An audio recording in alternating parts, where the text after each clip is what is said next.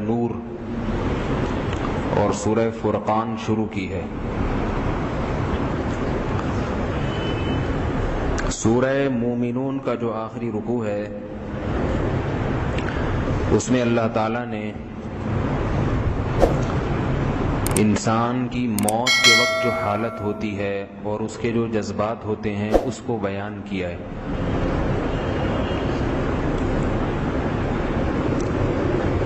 حتی اذا جاء احدهم الموت قال رب ارجعون۔ زندگی میں تو اللہ کے احکامات پر عمل کے لیے انسان کے پاس فرصت نہیں ہے، وہ خواہشات کے سمندر میں ڈوبا ہوا ہے اور توبہ کو ٹالتا رہتا ہے، کل کرتا چلا جاتا ہے۔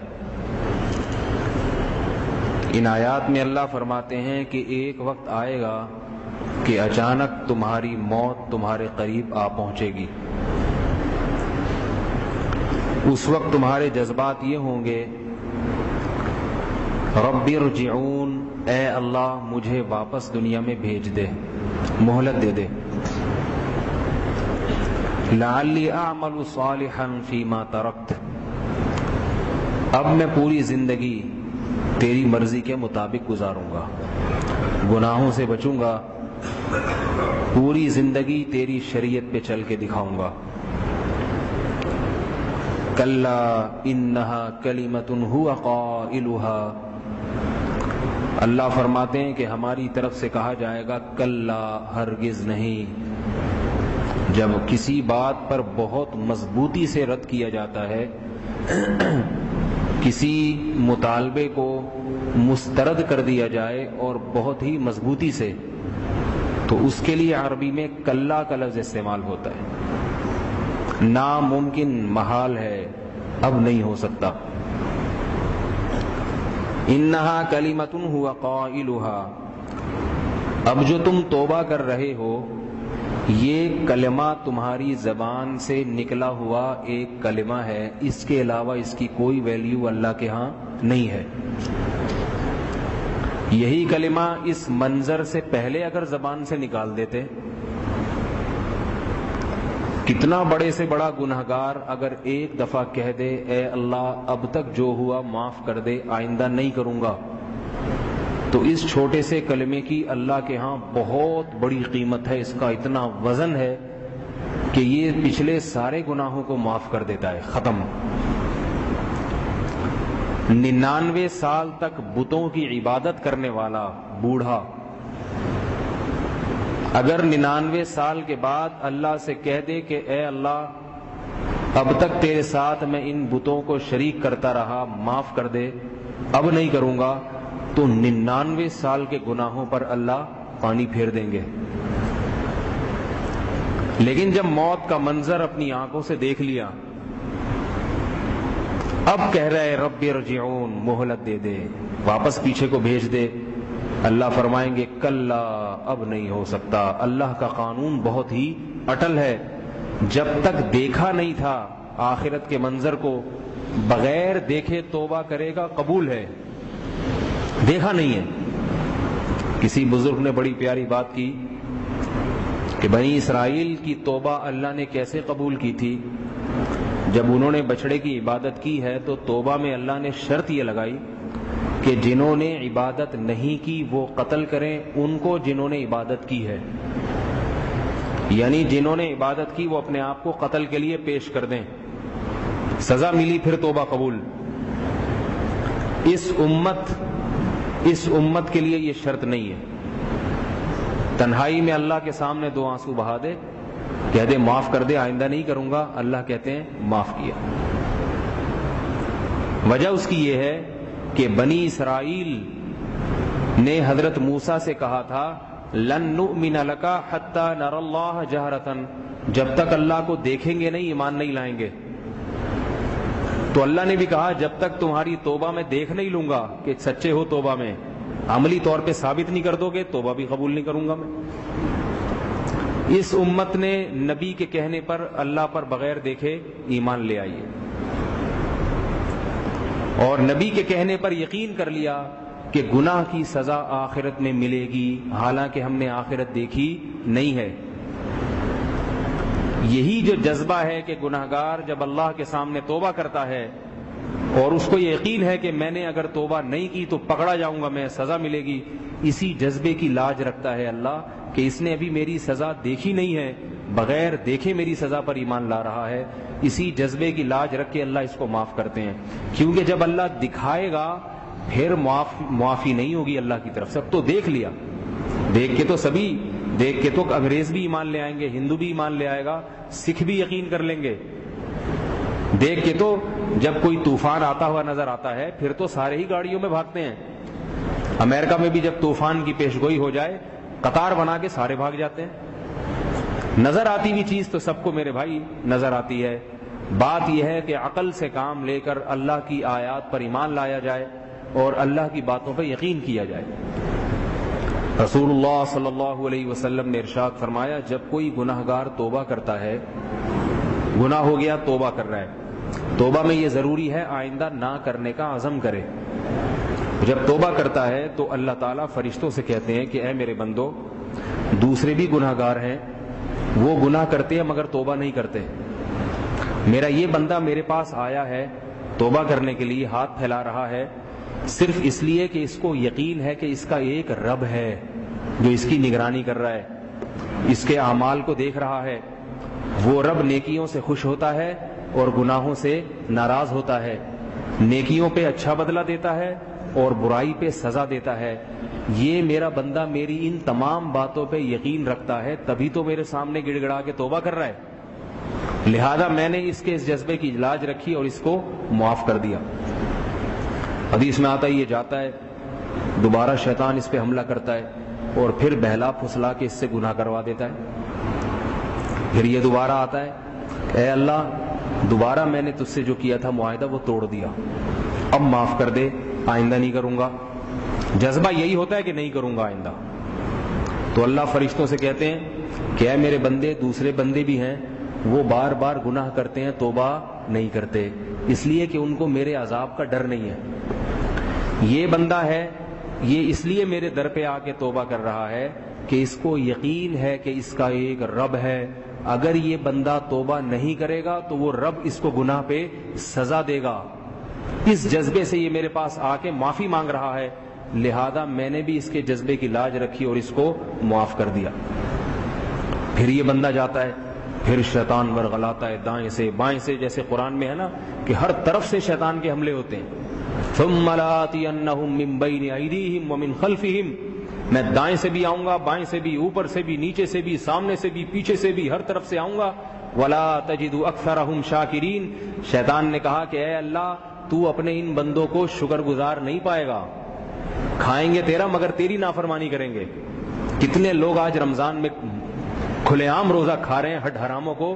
اگر حکومت کا قانون ہوتا، خدا کی قسم ٹیکس لگا ہوتا نا حکومت پہ، کوئی بھی نہیں کھاتا۔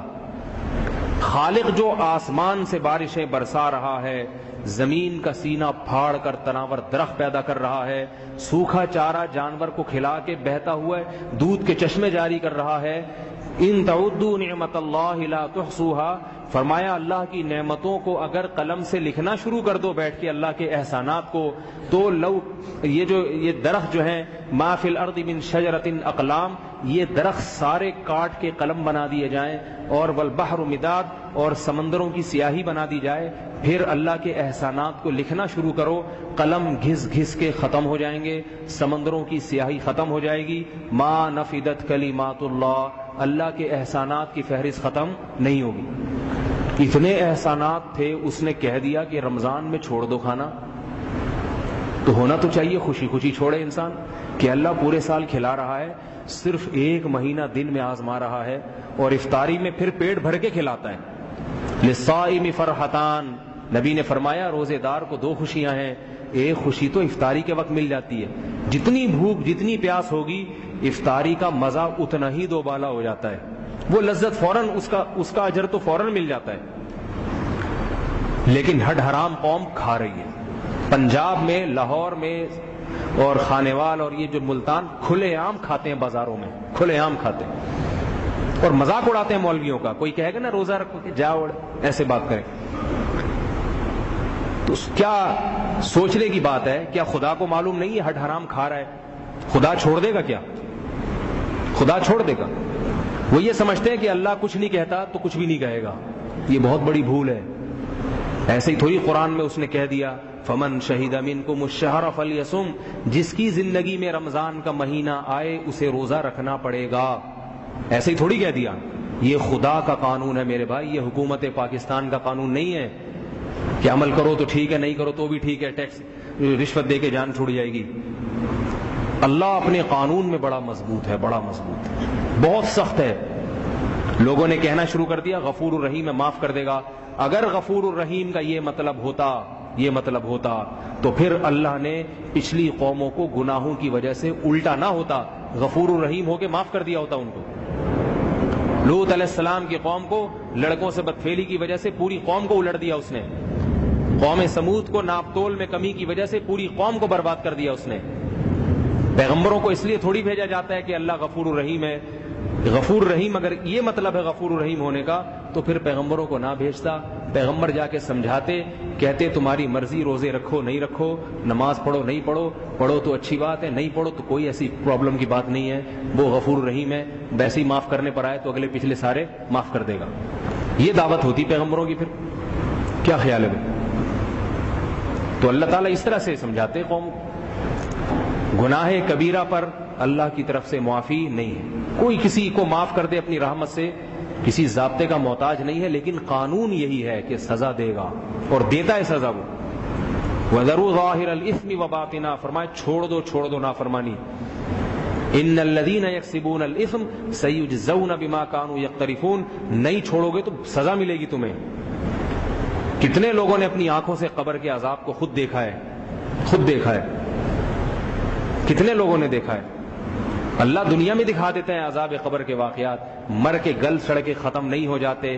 یہ بہت بڑی بھول ہے. قرآن بار بار آج بھی آیات آئیں کہ وہ مشرکین اور کافر کہتے ہیں اذا متنا وکنا ترابا وعظاما, بلا مر کے مٹی ہو کے ختم ہو گئے پھر کیا سزا؟ قبر میں تو گل سڑ کے ختم, کون سی سزا؟ کہاں سے دوبارہ زندہ ہوں گے؟ ناممکن ہے.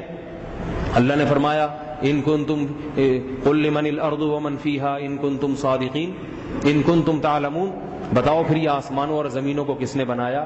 جو اتنے بڑے آسمان کو سورج زمین سے 9 لاکھ گنا بڑا ہے, اس کو لٹو کی طرح گھما دے, کیا وہ ان ہڈیوں میں جان نہیں ڈال سکتا دوبارہ؟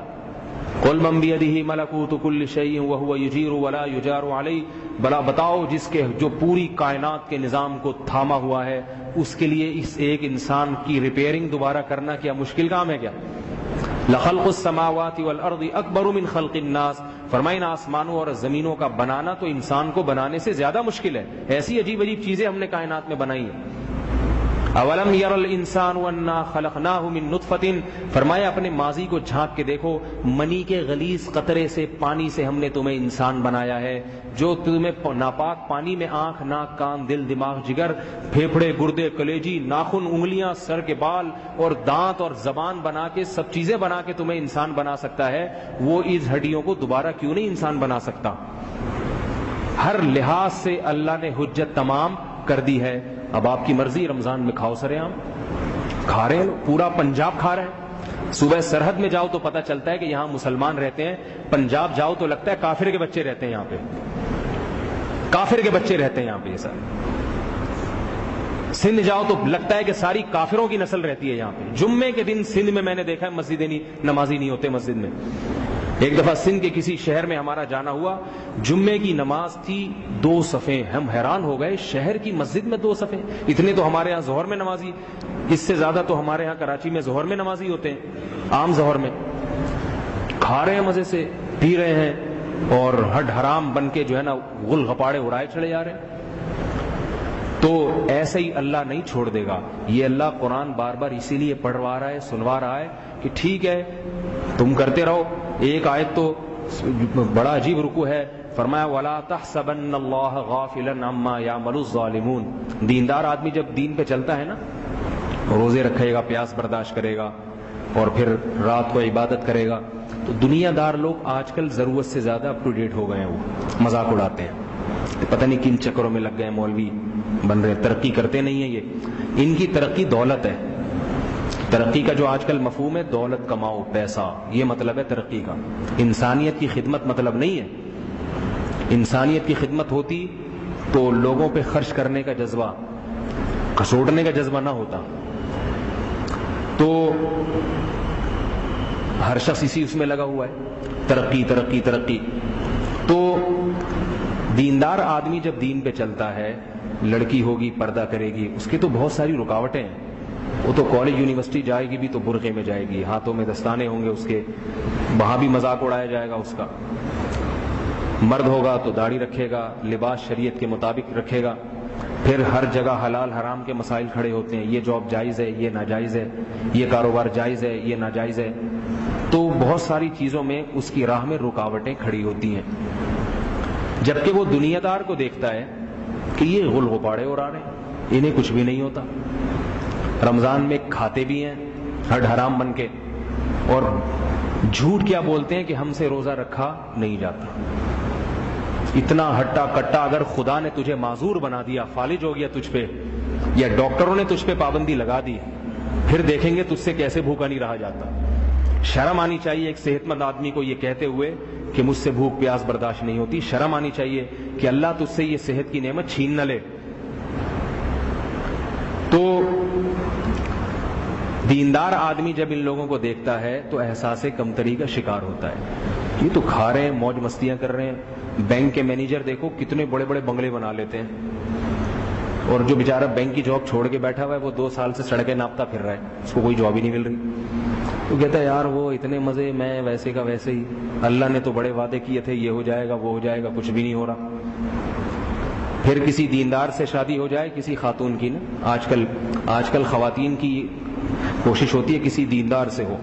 جب ہو گئی تو ظاہر ہے وہ تو پھر کچھ پابندیاں بھی لگائے گا.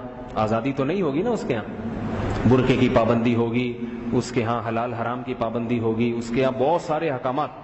پھر سوچتی کس مصیبت میں پھنس گئے.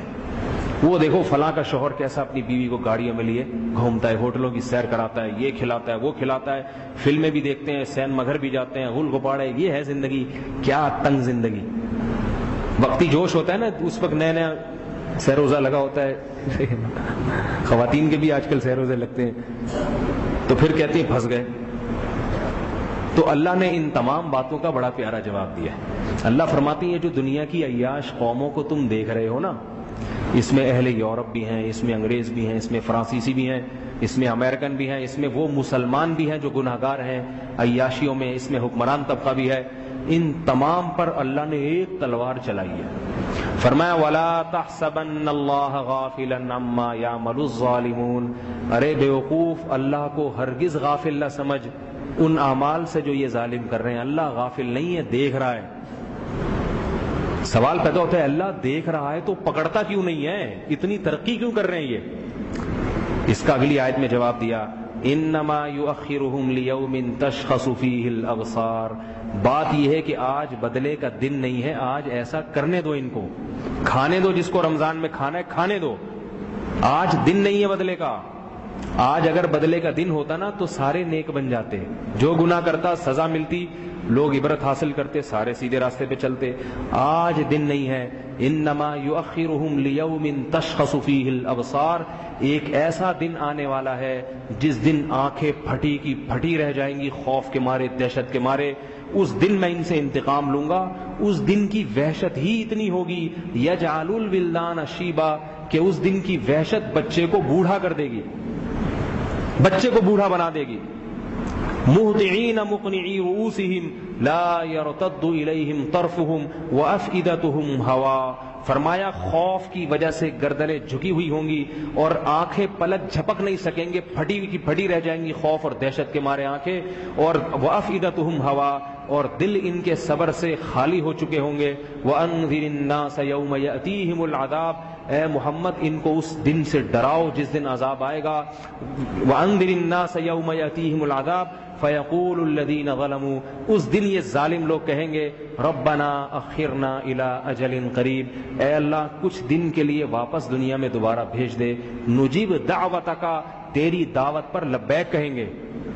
جو تیرے نبی کا حکم ہوگا، چاہے علماء سے سنیں چاہے کتابوں میں پڑھیں، جہاں تیرے نبی کا حکم سامنے آیا، تیری دعوت سامنے آئی، نجیب دعوتک ونتبع الرسل، اور تیرے پیغمبروں کی اتباع کریں گے۔ اللہ جواب میں کہیں گے اولم تکونوا اقسمتم من قبل ما لکم من زوال، اب تم کیسی باتیں کر رہے ہو؟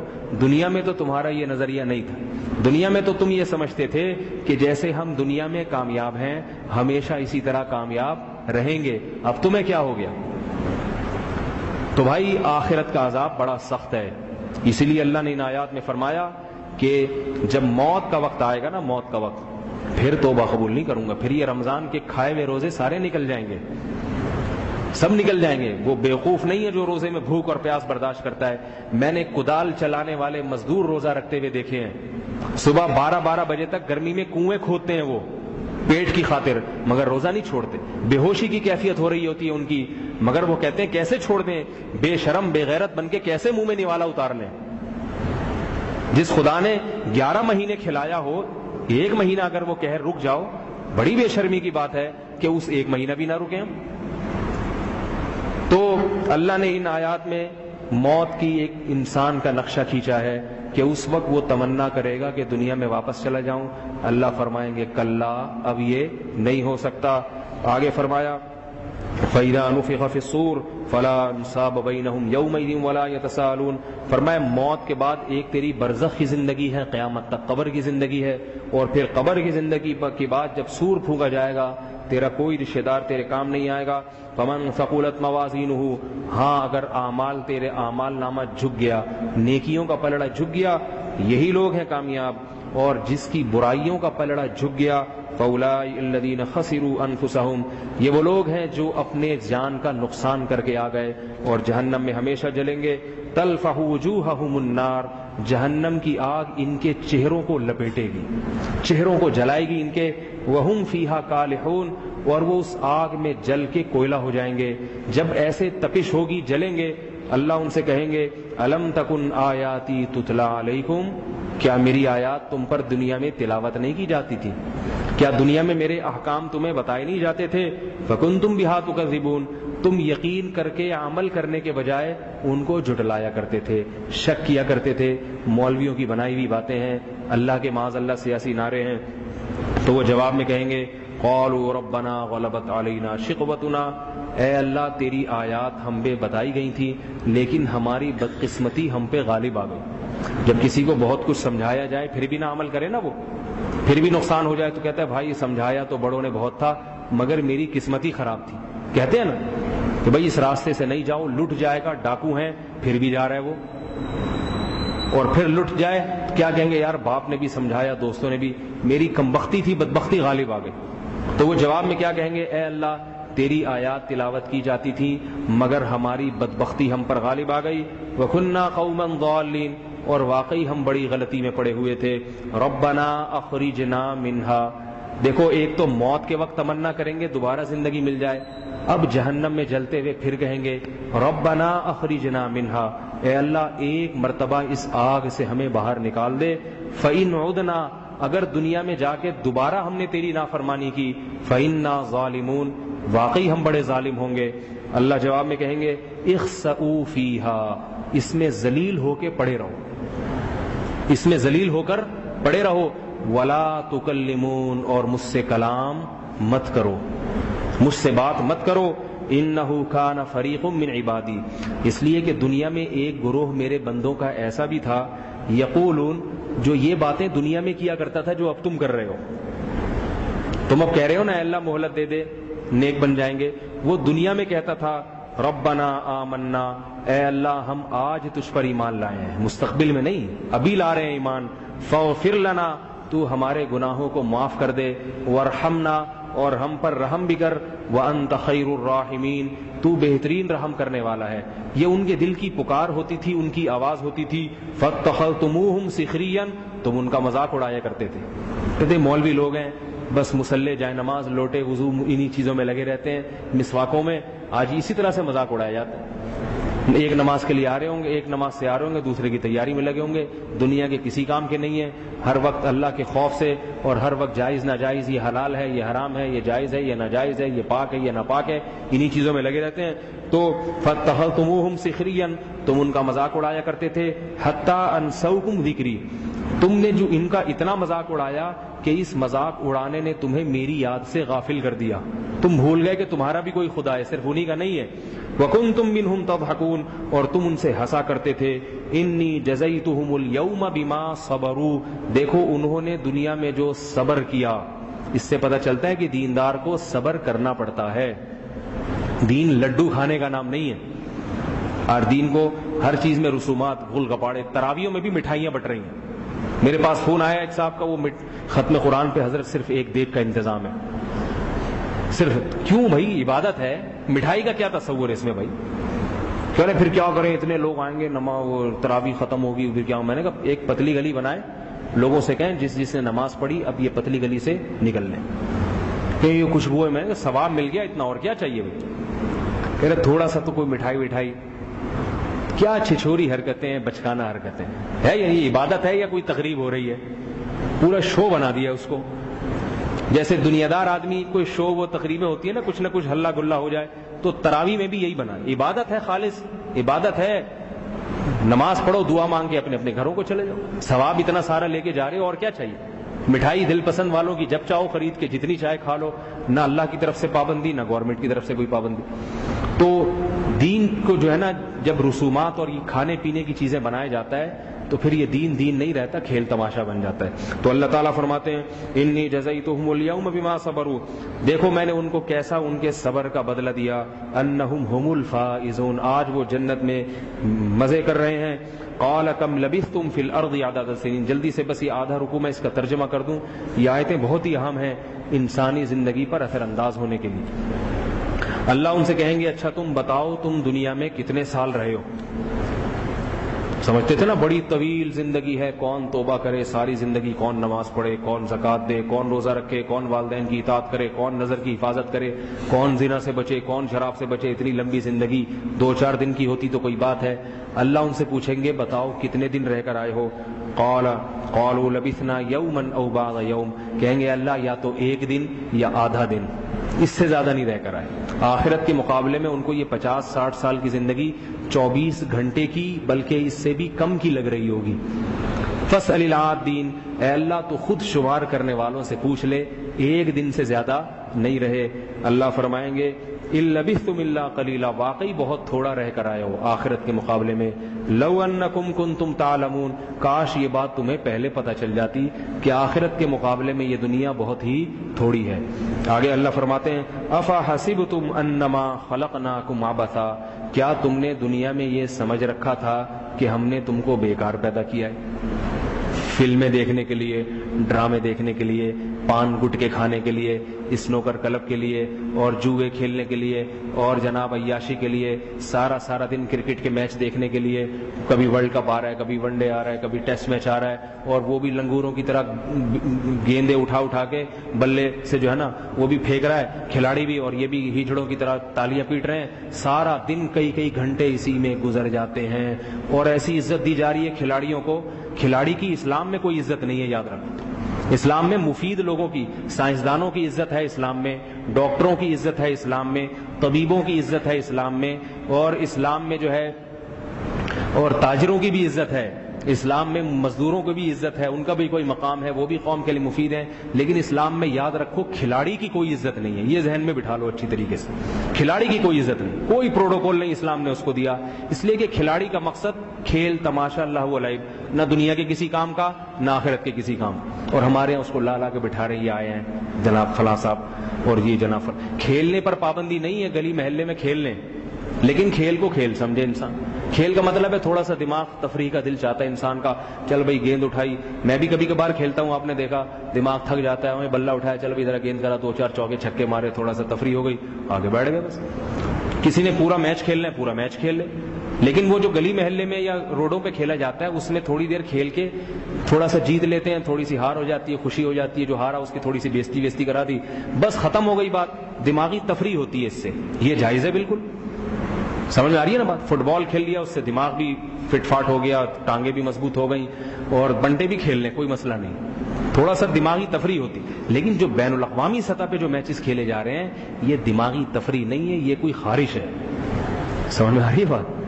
کھیل کو اتنا پروٹوکول دینا یہ جائز نہیں ہے. کھیل کا مقصد ہے دماغ کو تفریح دینا تاکہ انسان مفید کاموں میں وقت گزار سکے. اگر مفید